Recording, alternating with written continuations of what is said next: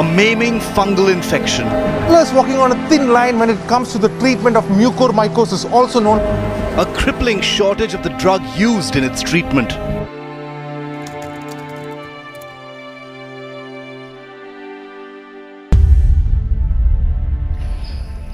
Hi, my name is George Paul. I am a maxillofacial surgeon in Salem, Tamil Nadu. We are here to present a short video on mucormycosis. Mucormycosis is not new to us as it is endemic in our parts and we have been treating it for the last 35 years. But in the aftermath of the COVID-19 pandemic, we find that there is a significant number of cases all over India. We thought it is very important that dental surgeons have an idea of what to expect when someone presents to you with oral mucormycosis. Dr. Binny George, who is the director of our dental clinic, will give you a dentist perspective of how to diagnose and manage patients who come to us with mucormycosis. Hi, I'm Dr. Binny George. I practice general dentistry at our clinic. I would like to run you through some slides which will help you to identify and diagnose mucormycosis so that it will help you in your daily practice. So, what do dental surgeons need to know about mucormycosis? It is a fungal infection caused by a group of fungi called mucormycetes, which is found everywhere in the environment. Of interest to dental surgeons are facial and rhinocerebral mucormycosis, which enters the nose and affects the nose, paranasal sinuses, upper jaw, eyes, and can potentially spread to the brain. It is not a new disease and not necessarily black. It may have a dirty white, grey, or even brown color. In the last 1 year, it is being increasingly seen in COVID-19 patients, especially after treatment. So who gets infected? Though the fungi are present in the environment, they cause life-threatening infections only in those who are vulnerable.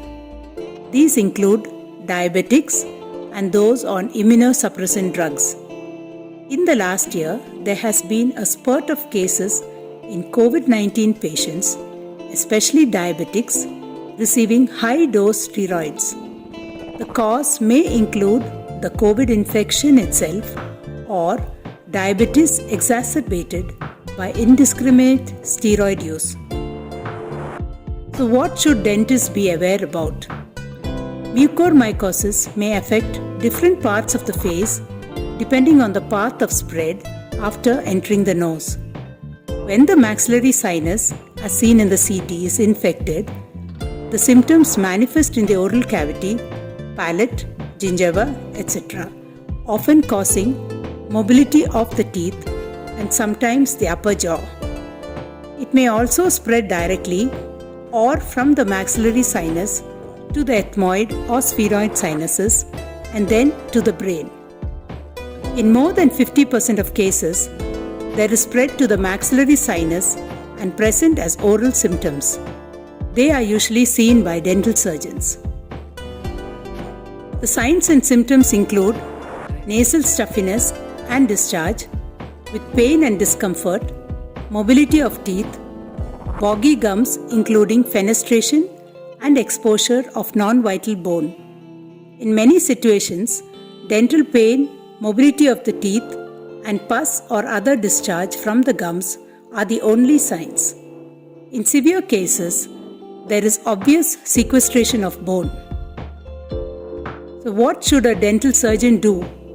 A dental surgeon should take a careful history of pre-existing diabetes or hospitalization for COVID infection and a drug history. These should raise a red flag. Radiographs, especially CT scans, can be useful tools if the dental surgeon can interpret them. Tissue biopsy or KOH mount is advisable if the facility is available. Referral to oral and maxillofacial surgeon or to ENT surgeons may be necessary. So, can dental surgeons treat mucormycosis? The surgery is best performed by maxillofacial surgeons who may involve ENT, ophthalmologists, or physicians. Oronasal debridement for involvement of maxilla, palate, and oral mucosa are best done by oral and maxillofacial surgeons. Other specialties may also be involved.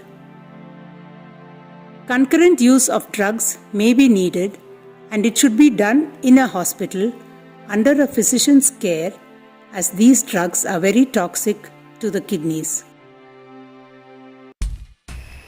Treatment of mucormycosis involves many specialists. Medical treatment is only an adjunct to surgical intervention. It is important to remember that endoscopic exploration is important for diagnosis and surveillance, especially in inaccessible areas, but it does not constitute complete surgical treatment. As far as dental surgeons are concerned, prosthodontists have an important role in prosthetic rehabilitation. Since surgery can be very ablative, dental surgeons and prosthodontists are critical in rehabilitation.